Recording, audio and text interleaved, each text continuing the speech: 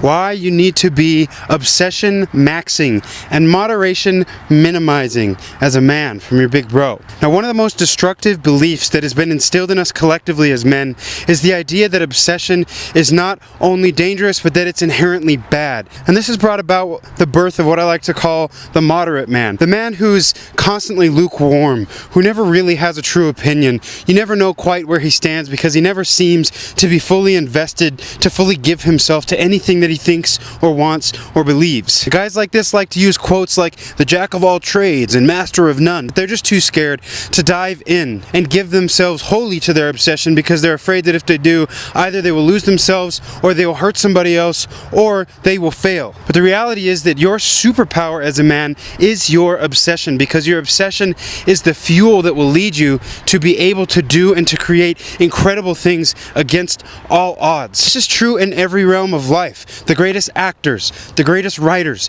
the greatest poets, the greatest athletes, the greatest musicians, the greatest entrepreneurs, they were obsessed. Do you think Einstein was perceived as a moderate? Michael Jordan? Christ in his own time? No. They were obsessed with their cause, and because they yielded to that obsession, it allowed them to bring to fruition the vision that God had placed in their mind and in their heart. And I believe the same can be said for every single one of us as men today. God has placed an individual, unique vision in your mind and heart, paired with a unique set of gifts, skills, experiences, and capabilities that would allow you, if you let it, if you were willing to take the chance, to effect massive change, not only in your life, but in the world as a whole. Moderation is overrated. Be obsessed.